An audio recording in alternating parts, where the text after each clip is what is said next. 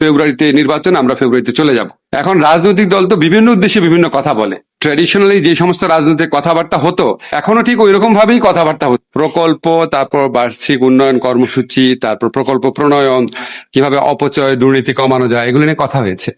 এখানে আমাদের যাদের রিয়েল এক্সপায়ারি যাচ্ছে, আমাদের অর্থমন্ত্রী, পরিকল্পনা মন্ত্রী, আমাদের ক্যাবিনেট সেক্রেটারি, ওনাদের থেকে আমরা শুনেছি। জাস্ট আমাদের কেউ কেউ এই প্রসঙ্গগুলো তুলেছে যে কিছু কিছু ক্ষেত্রে আমরা দুর্নীতির কথা সবসময় বলতাম, যেমন আপনার জমি অধিগ্রহণ নিয়ে দুর্নীতি। জমি অধিগ্রহণ করার সময় যে এত বেশি দাম বৃদ্ধি করে দেখায় যেন প্রকল্প ব্যয় বেড়ে যায়। তারপর আপনার পিডব্লিউডি তে জিনিসপত্রের দাম অনেক বাড়িয়ে বিক্রি করে, বালিশকাণ্ড আপনাদের মনে আছে। এই সমস্ত বিষয়ে পদক্ষেপ যেন নেওয়া হয়, এগুলি আলোচনা হচ্ছে। আমাদের প্রকল্পে দুর্নীতির ব্যাপারে ধরেন আমি যে এই জিনিসগুলো ভালো বুঝি না, এগুলি তো পরিকল্পনা কমিশন আছে, পরিকল্পনা মন্ত্রণালয় আছে, আমাদের অর্থ মন্ত্রণালয় আছে, ওনারা দেখছেন। আমাদের যারা সিনিয়র সচিবরা আছেন, ওনারা দেখছেন।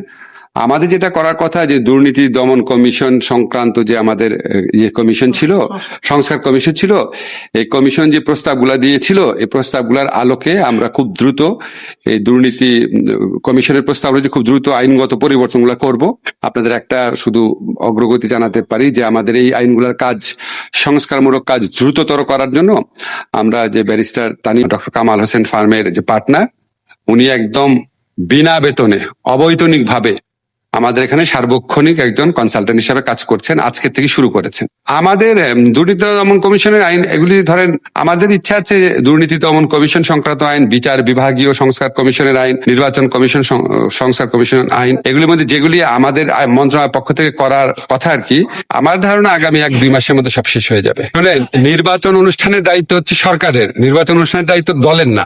নির্বাচন অনুষ্ঠানে সরকার দৃঢ় প্রতিজ্ঞ, সকল কিছুই আমাদের যত স্টেপস আছে সকল কিছু আমরা মাথার মধ্যে এটাই রাখছি যে ফেব্রুয়ারিতে নির্বাচন, আমরা ফেব্রুয়ারিতে চলে যাব। এখন রাজনৈতিক দল তো বিভিন্ন উদ্দেশ্যে বিভিন্ন কথা বলে, এবং ওইটা তো একটা রাজনীতির প্রক্রিয়া। আপনারা তো এটা সবসময় দেখছেনই।